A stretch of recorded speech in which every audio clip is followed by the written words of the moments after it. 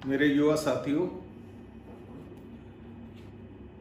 राजस्थान में काफ़ी लंबे समय के बाद अभी एग्ज़ाम्स का मौसम यानी प्रतियोगिता परीक्षाओं का सीज़न शुरू हुआ है और आने वाले टाइम में 4-5 एग्ज़ाम्स हैं,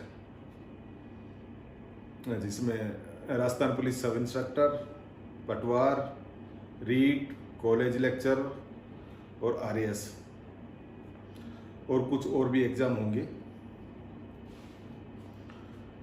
इन एग्ज़ाम्स में आधुनिक भारत के इतिहास से काफ़ी कुछ क्वेश्चंस होते हैं, तो आज अपन इन एग्ज़ाम्स को मद्देनज़र रखते हुए 1757 प्लासी के युद्ध से 1857 भारत का प्रथम स्वतंत्रता संग्राम, वीर सावरकर जी ने इसे भारत का प्रथम स्वतंत्रता संग्राम कहा था, तक की मुख्य मुख्य घटनाओं को गवर्नर जनरल वाइज डिस्कस करते हैं। 1857 का प्लासी का युद्ध भारत में ब्रिटिश साम्राज्य की स्थापना के लिए टर्निंग पॉइंट था। सिराजुद्दौला जो बंगाल का शासक था, उसे अंग्रेजों ने हरा के और बंगाल पे अपना आधिपत्य जमा लिया था। सिराजुद्दौला को इस प्लासी के युद्ध में हराने का काम अंग्रेजों के साथ साथ उसके धोखेबाज सेनापति जगत सेठ जो साहूकार था, या अमीन चंद, पूर्णिया का नवाब, ढाका की नवाब की बेगम, घसीटी बेगम, इन सबका योगदान था। प्लासी के युद्ध के टाइम पे ईस्ट इंडिया कंपनी का जो बंगाल में प्रमुख था, जो लीड कर रहा था, वो ड्रेक रोजर था। परंतु प्लासी के युद्ध में लॉर्ड क्लाइव द्वारा, उस टाइम लॉर्ड नहीं था, क्लाइव द्वारा जो चतुराई और योग्यता का प्रदर्शन किया गया, तो उसे बंगाल का गवर्नर बनाया गया। क्लाइव 2 अवधि में गवर्नर रहा बंगाल का, 1757 से 60 और 1765 से 67 तक। यानी बंगाल का पहला गवर्नर लॉर्ड क्लाइव को बनाया गया। 57 से 60 के पीरियड में रहा, उसके बाद में इंग्लैंड चला गया। दूसरे पीरियड में इस पीरियड में यानी 60 से और 64 के बीच में वेनिस्टार्ट गवर्नर रहा बंगाल का। वेनिस्टार्ट के टाइम पे बक्सर का युद्ध हुआ 1864 में। बक्सर के युद्ध को अंग्रेजों की तरफ से एक्टर मुनरो ने लीड किया था और अंग्रेजों की जीत हुई थी। 1765 में जब क्लाइव दोबारा बंगाल का गवर्नर बन के आया, तो उसने मुगल सम्राट शाह आलम द्वितीय से 1765 में साइक संधि की। ये भारत की ब्रिटिश इंडिया द्वारा की गई प्रथम साइक संधि है। आगे अपन वेलेस्ली को पढ़ेंगे, तब वहां मैं आपको और ज्यादा क्लियर कर दूंगा कि ऑप्शन में ये आता है तो अपने को आंसर क्या लगाना है। और इस साइक संधि से ब्रिटिश ईस्ट इंडिया कंपनी ने मुगल सम्राट शाह आलम द्वितीय से बंगाल, बिहार और उड़ीसा के दीवानी अधिकार प्राप्त कर लिए। क्लाइव ने 1765 में एक ट्रेड कमेटी का गठन किया। इस ट्रेड कमेटी को नमक, सुपारी और तंबाकू के व्यापार करने का एकाधिकार दिया गया, और इससे जो लाभ होता था वो कर्मचारी और अधिकारियों में बांट लिया जाता था। परंतु ये कमेटी ज़्यादा सक्सेस नहीं हुई और 1768 में इसे डिसॉल्व कर दिया गया। क्लाइव ने बंगाल में डायर की द्वैध शासन प्रणाली लागू की गई, जो 1772 तक चलती रही, और वारेन हेस्टिंग्स ने इसे समाप्त किया। क्लाइव के टाइम पे श्वेत विद्रोह हुआ, यानी एक सैनिक विद्रोह था। जो सैनिक बंगाल और बिहार की सीमाओं से बाहर कार्य करते थे, उन्हीं को ये यानी युद्ध भत्ता मिलता था, और क्लाइव ने इसे बंद कर दिया था। तो श्वेत सैनिकों ने क्लाइव के विरुद्ध विद्रोह कर दिया था। क्लाइव ने इस विद्रोह को दबाया। लॉर्ड क्लाइव ने एक क्लाइव कोस के नाम से एक फंड का भी गठन किया था कि युद्ध में जो अपाहिज हो गए, मारे गए, उनकी सहायता के लिए क्लाइव कोस था। क्लाइव के बाद में हालवेल को बंगाल का गवर्नर बनाया गया। ये कार्यवाहक यानी अतिरिक्त चार्ज वाला था। और जो कालकोठरी की घटना हुई थी विलियम फोर्ट कलकत्ता में, 126 लोगों को एक छोटे से कमरे में बंद कर दिया गया था और उसमें सुबह होने तक सिर्फ 23 लोग ही जिंदा बचे बताए। उसमें मेरी केरी नामक एक महिला भी शामिल थी। तो उस घटना का उल्लेख हालवेल ने ही किया है। हालवेल के बाद में कार्टियर को गवर्नर बनाया गया और कार्टियर के टाइम में यानी 1770 में भारत में पहला अकाल बंगाल में पड़ा था। इस अकाल के कारण सन्यासी विद्रोह हुआ। सन्यासी विद्रोह का बंकिम चंद्र चटर्जी के उपन्यास आनंद मठ में उल्लेख है। कार्टियर के बाद वारेन हेस्टिंग्स गवर्नर के रूप में आए। इनको गवर्नर जनरल और बंगाल यानी गवर्नर जनरल ऑफ बंगाल बनाकर भेजा गया। अब ये भारत के पहले गवर्नर जनरल थे। इनके टाइम पे रेगुलेटिंग एक्ट आया 1773 में। रेगुलेटिंग एक्ट में गवर्नर जनरल की परिषद का गठन किया गया। भारत के लिए एक सुप्रीम कोर्ट का गठन किया गया जो 1974 में स्थापित हुआ था। एलिजा इम्पे को सुप्रीम कोर्ट का पहला चीफ जस्टिस बनाया गया। इस जो सुप्रीम कोर्ट का जुरिडिक्शन था वो बंगाल, बिहार, उड़ीसा की ब्रिटिश पब्लिक थी। वारेन हेस्टिंग्स के टाइम पे ही कलेक्टर का जो पद है वो पहली बार सर्जित किया गया। क्लाइव टाइम पे बनारस की संधि ही राजा चेत सिंह के साथ। नंद कुमार प्रकरण हुआ। नंद कुमार को निर्दोष होते हुए भी फांसी पे लटका दिया गया था जालसाजी का आरोप लगाकर। इससे न्यायिक इतिहास में न्यायिक हत्या का नाम दिया गया है। अवध की बेगमों से अवैध वसूली करने के लिए भी यानी बहुत ज़्यादा ज़बरदस्ती की गई। और इन सब कारणों के कारण जब वारेन हेस्टिंग्स वापस इंग्लैंड गए तो उन पे इम्पीचमेंट यानी महाअभियोग चलाया गया। लॉर्ड वारेन हेस्टिंग्स के टाइम पे प्रथम आंग्ल मराठा युद्ध हुआ 1775 से 82 तक। पुरंदर की संधि इस पीरियड में हुई मराठों के साथ और पेशवा और उनके मध्य। सालबाई की संधि 1782 में हुई अंग्रेज और मराठों के बीच में। द्वितीय आंग्ल मैसूर युद्ध हुआ जो 1784 में मद्रास की संधि द्वारा समाप्त हुआ गया। वारेन हेस्टिंग्स के टाइम पे ही 1781 का पिट्स इंडिया एक्ट आया। पिट्स इंडिया एक्ट के तहत बोर्ड ऑफ कंट्रोल का गठन किया गया और मिस्टर डडांस को इसका पहला अध्यक्ष बनाया गया। और गवर्नर जनरल के काउंसिल के मेंबर्स की संख्या 5 से घटाकर 4 कर दी गई। वारेन हेस्टिंग्स के टाइम पे भारतीय शिक्षा के क्षेत्र में कलकत्ता मदरसा की स्थापना हुई जो ब्रिटिश गवर्नमेंट द्वारा स्थापित पहला स्कूल कहा जा सकता है। 1784 में विलियम जोन्स द्वारा एशियाटिक सोसाइटी ऑफ बंगाल की स्थापना हुई। वारेन हेस्टिंग्स के बाद में लॉर्ड कॉर्नवालिस भारत के गवर्नर बन के आए। कॉर्नवालिस ने कंपनी के कर्मचारी जो निजी व्यापार में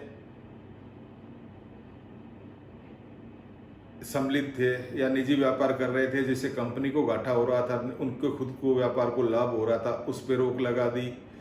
भारतीय सेवा का यूरोपीयकरण कर दिया। प्रशासनिक सेवा का यूरोपीयकरण कर दिया। भारतीय सिविल सेवा का जन्मदाता कॉर्नवालिस को माना जाता है। भारतीय पुलिस सेवा का जन्मदाता कॉर्नवालिस को माना जाता है।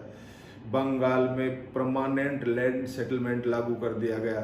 राजस्व बोर्ड के अध्यक्ष जेम्स ग्रांट, जॉन शोर और रिकॉर्ड कीपर जेम्स ग्रांट की सहायता से ये लैंड सेटलमेंट लागू किया गया और भूमि का मालिक उसको जमींदार को मान लिया गया। कॉर्नवालिस कोड यानी पहली बार जो लॉ था उसको कोडिफाई किया गया और सेपरेशन ऑफ पावर्स के आधार पे किया गया, यानी शक्तियों के पृथक्करण के आधार पे। उसने कॉर्नवालिस ने जो शक्तियों के पृथक्करण के आधार पे कोडिफिकेशन है उसमें कर यानी टैक्सेशन और न्याय प्रशासन को अलग अलग कर दिया और सर्किट कोर्ट्स की स्थापना कर दी, सर्किट कोर्ट्स की स्थापना की है। कॉर्नवालिस के टाइम पे थर्ड आंग्ल मैसूर युद्ध होता है और इसके बाद में श्री रंगपट्टनम की संधि होती है। रंगपट्टनम की संधि के द्वारा टीपू सुल्तान को काफ़ी कमज़ोर कर दिया जाता है। 1805 में लॉर्ड कॉर्नवालिस की भारत में ही मृत्यु हो गई। एकमात्र गवर्नर जनरल है जिसकी भारत में मृत्यु हुई और जिसकी समाधि भारत में गाजीपुर में कॉर्नवालिस की समाधि है। कॉर्नवालिस के बाद में 1793 से 98 तक जॉन शोर गवर्नर जनरल बन के आए। इनके टाइम पे 1793 का चार्टर एक्ट आया। मराठों एवं निजाम के बीच में 1795 में खुर्दा का युद्ध हुआ। अवध के उत्तराधिकार विवाद में हस्तक्षेप किया आपने। इलाहाबाद का कंपनी साम्राज्य में यानी इलाहाबाद को कंपनी में मिला लिया और जमींदारों को भूमि का वास्तविक स्वामी मान लिया गया जॉन शोर ने। जॉन शोर के बाद में लॉर्ड वेलेस्ली भारत के गवर्नर जनरल बन के आए। ये 1798 से 1805 तक रहे। वेलेस्ली ने भारत में अंग्रेजी सत्ता की श्रेष्ठता साबित करने के लिए तथा फ्रांसीसियों को बैग को खत्म करने के लिए सहायक संधि प्रणाली लागू की गई। सहायक संधि प्रणाली वेलेस्ली ने सबसे पहले हैदराबाद से 1798 में, मैसूर से 1799 में, तंजौर से 1799 में, अवध से 1801 में, पेशवा से 1802 में बसीन की संधि द्वारा, भोंसले से 1803 में, सिंधिया से 1804 में, जयपुर, जोधपुर, माछेड़ी, बूंदी, भरतपुर यानी काफ़ी राज्यों के साथ सहायक संधि की गई। दोस्तों यहाँ से ब्रिटिश ईस्ट इंडिया कंपनी या ब्रिटिश सरकार ने सर्वप्रथम सहायक संधि किस राज्य के साथ की? यदि यहाँ अवध आपके आंसर के ऑप्शन में है तो आपको अवध लगाना है, क्योंकि अवध ने सबसे पहले 1765 में इलाहाबाद की संधि के द्वारा सहायक संधि स्वीकार की गई थी। यदि अवध ऑप्शन में नहीं है तो फिर अपने को हैदराबाद पे जाना है। लॉर्ड वेलेस्ली ने 1799 में महद अली खान तथा 1800 एडी में जॉन मेलकम को ईरान के शाह के दरबार में भेजा। 18 फ्रांसीसियों के प्रभाव को कम करने के लिए या उधर से सहायता लेने के लिए भेजा। 1802 में एमीज की संधि द्वारा फ्रांसीसी पांडिचेरी को प्राप्त किया। 1802 में भारतीय सैनिक टुकड़ी को नेपोलियन के लिए विरुद्ध लड़ने के लिए मिस्र भेजा। द्वितीय आंग्ल मराठा युद्ध 1803 से 5 तक। चौथा आंग्ल मैसूर युद्ध था 1799 में हुआ, वो भी वेलेस्ली के टाइम पे हुआ। तंजौर को 1799 में, सूरत को 1800 में, कर्नाटक को 1801 का, यानी इनके प्रशासन को सीधा अपने हाथ में ले लिया। इस तरह से ब्रिटिश साम्राज्य द्वारा सहायक संधि प्रणाली भारतीय पर थोपकर ब्रिटिश साम्राज्य का काफ़ी विस्तार किया गया है वेलेस्ली के टाइम पे। 1800 एडी में असैनिक अधिकारियों को ट्रेनिंग देने के लिए फोर्ट विलियम कलकत्ता में एक ट्रेनिंग स्कूल की स्थापना की गई, परंतु डायरेक्टर्स की परमिशन नहीं मिलने की वजह से 1802 में ये स्कूल बंद कर दिया गया। वेलेस्ली के बाद में सर जॉर्ज बारलो आए 1805 से 7 तक। इन्होंने ब्रिटिश जो भारतीय रियासत थी उनके प्रति हस्तक्षेप की नीति का पालन किया गया और 1806 का जो वेल्लोर सिपाही विद्रोह हुआ था वो इनके समय में ही हुआ था। जॉर्ज बार्लो के बाद में जॉर्ज मिंटो आए जो 1707 से 13 तक रहे। लॉर्ड मिंटो के टाइम पे रणजीत सिंह और ब्रिटिश के बीच में अमृतसर की संधि 1809 में होती है। इस संधि के द्वारा सतलज नदी को ब्रिटिश और यानी सिखों के बीच में, रणजीत सिंह के बीच में सीमा रेखा मान ली गई दोनों साम्राज्य के बीच में। और लॉर्ड मेटकॉफ ने काफी हस्तक्षेप किया था इस टाइम। लॉर्ड मिंटो के बाद में लॉर्ड हेस्टिंग्स आए। आंग्ल नेपाल युद्ध हुआ इनके बीच में 1814 से 1816 तक। इस युद्ध की समाप्ति संगोली की संधि 1816 में हुई, उससे समाप्त हुआ। संगोली की संधि आज भी जिंदा है। नेपाल के नागरिकों को भारतीय सेना में संगोली की संधि से भर्ती किया जाना शुरू हुआ था और आज भी नेपाली नागरिकों को भारतीय सेना में इसी संधि के तहत भर्ती किया जाता है। सतारा की गद्दी शिवाजी के वंशज प्रताप सिंह को सौंपी गई।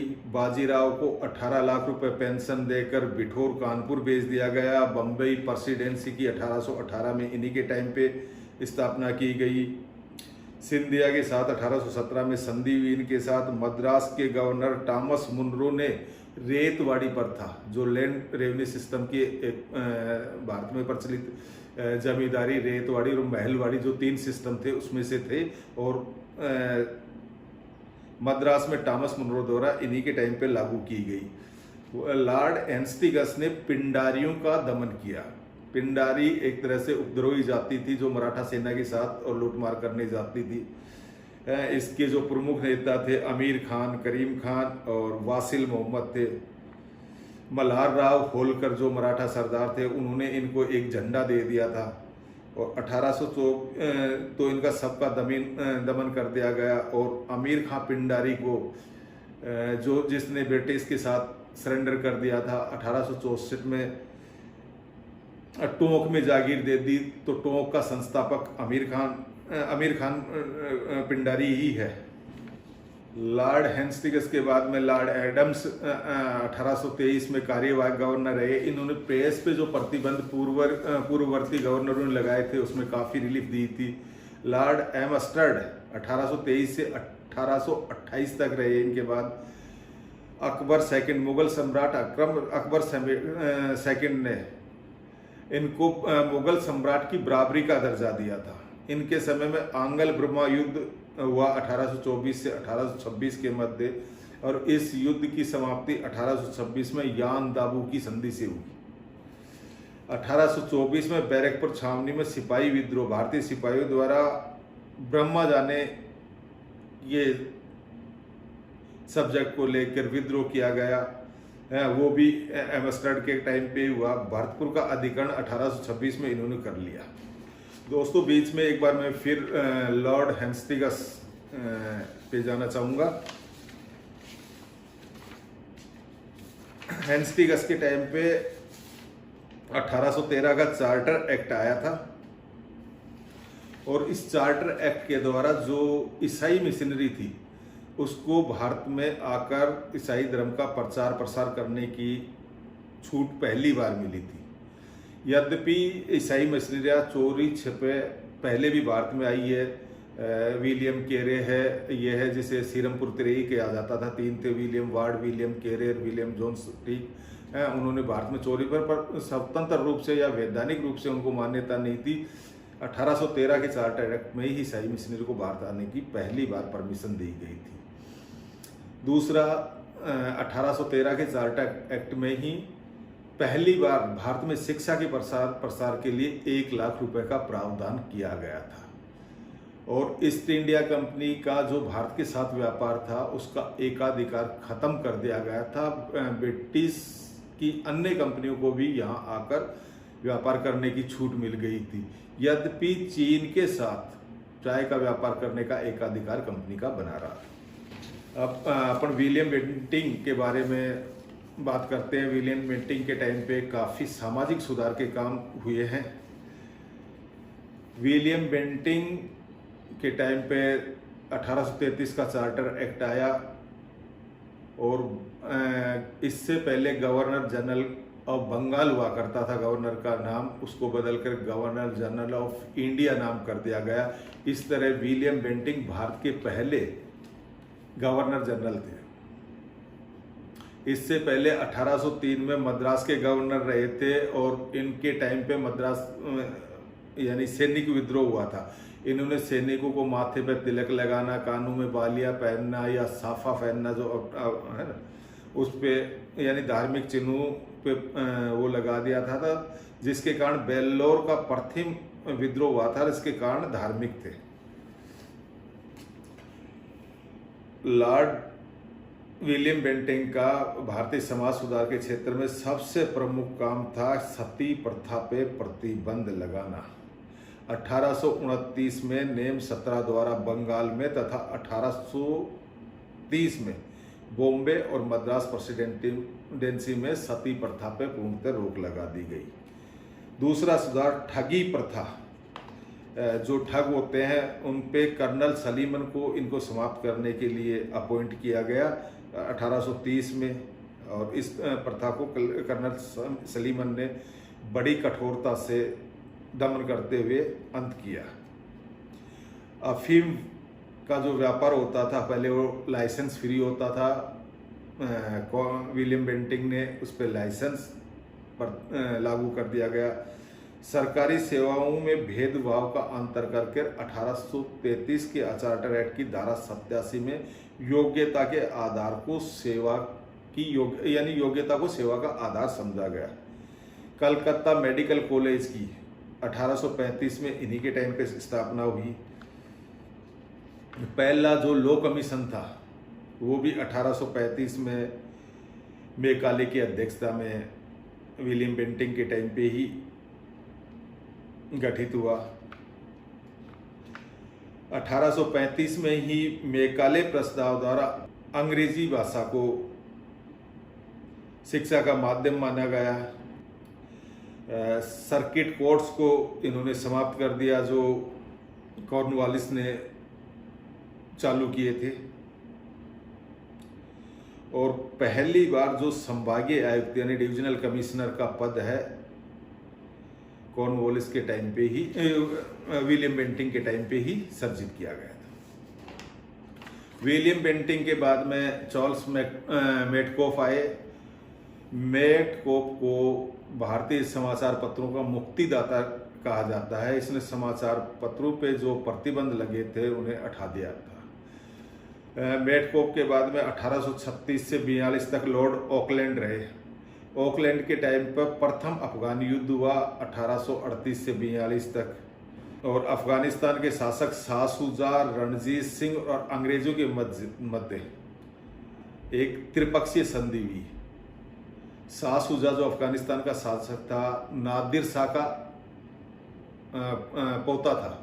नादिर शाह ने जो दिल्ली को लूटा है उत्तर मुगल काल में, उनके पोता था। और नादिर शाह कोहिनूर यहाँ से अफगानिस्तान ले गया था। इस संधि के द्वारा ही शाह शुजा ने जो नादिर शाह का पुत्र था कोहिनूर रणजीत सिंह को वापस लौटाया, और रणजीत सिंह से कोहिनूर जैसे ही अपना पंजाब का विलय होता है ब्रिटिश गवर्नमेंट ने एक्सेप्ट कर लिया और वर्तमान में वो लंदन म्यूजियम में रखा हुआ है। ओकलैंड के बाद में लॉर्ड एलनबरो 1842 से 44 तक रहे। इनके टाइम पे सिंध का विलय हुआ ब्रिटिश शासन में। ग्वालियर का युद्ध हुआ 1843 में। लॉर्ड एलनबरो के टाइम का सबसे मुख्य समाज सुधार है, इसने दास प्रथा का उन्मूलन कर दिया था 1843 में।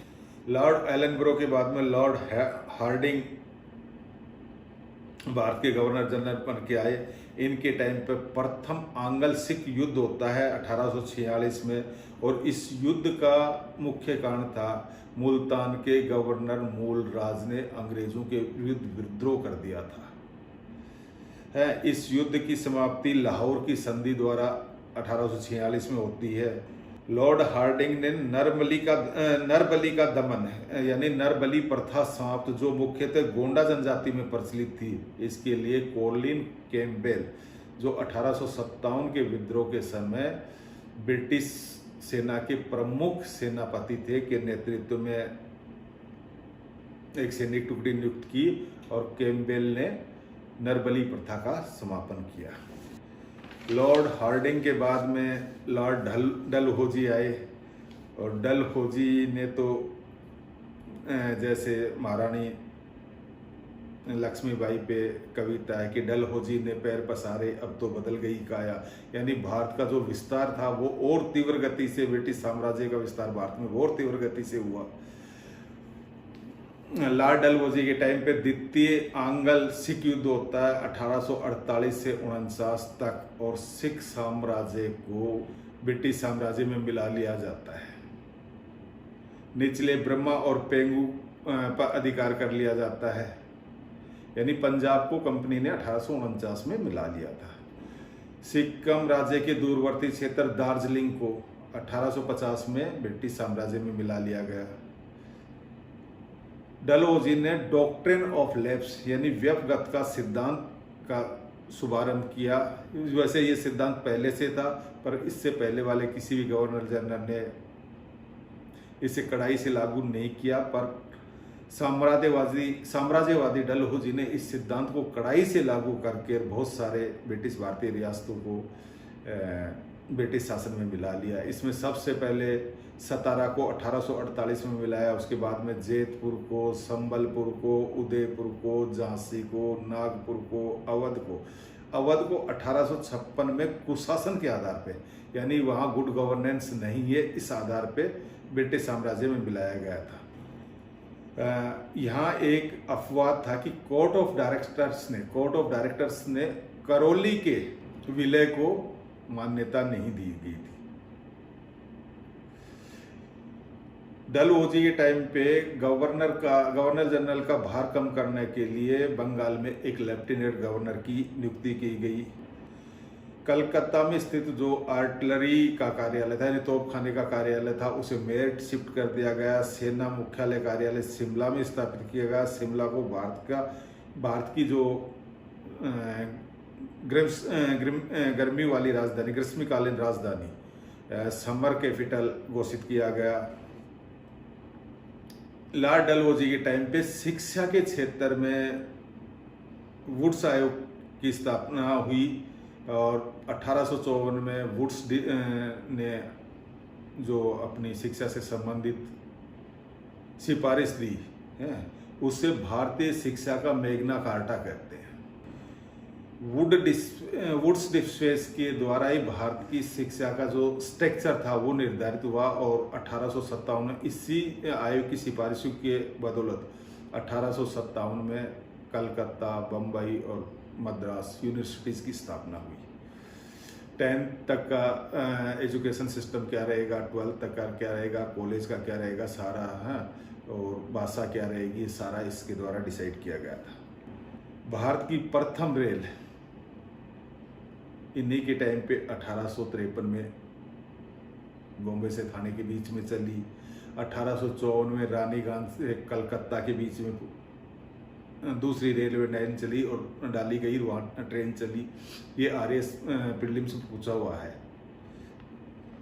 1854 में पोस्टल एक्ट आया, राष्ट्रीय डाक सेवा प्रारंभ हुई। प्रथम डाक टिकट 1854 में आया। 1855 में टेलीग्राम सेवा शुरू हुई। 1854 में गंग नहर को खोल दिया गया। इनके टाइम पे ही जो भारतीय पोर्ट्स थे यानी बंदरगाह थे, उनको इंटरनेशनल ट्रेड के लिए खोल दिया गया। 1854 में डलहौजी के टाइम पे लोक शिक्षा विभाग की स्थापना हुई। 1856 का जो window remarriage act Ishwarchand Vidyasagar के प्रयासों से आया, वो भी डलहौजी के टाइम पे ही आया। इन्होंने 1853 में पेशवा की पेंशन को समाप्त कर दिया और 1856 में इनके बाद में लॉर्ड कैनिंग आते हैं, जो भारत के प्रथम वाइसराय के रूप में भी पद संभाला। वो 1856 से 62 तक रहते हैं। भारत के गवर्नर और गवर्नर जनरल्स के बीच में के समय में जो मुख्य मुख्य घटनाएं हुई वो हमने आपको के साथ इस वीडियो में चर्चा की गई है। भारत के वायसराय यानी कैनिंग से लेके और राजगोपालाचारी जी तक जो मुख्य मुख्य घटनाएं हैं वो मैं अपने अगले वीडियो में शेयर करूंगा। साथियों, मैं आपका नियमित मार्गदर्शन कर रहा हूं और आगे करता रहूंगा। मेरे वीडियो निस्संदेह आगामी प्रतियोगिता परीक्षाओं के लिए आपके लिए लाभदायक साबित होंगे। इसे आप सब्सक्राइब करके ज़्यादा से ज़्यादा लाभान्वित हो सकते हैं। धन्यवाद।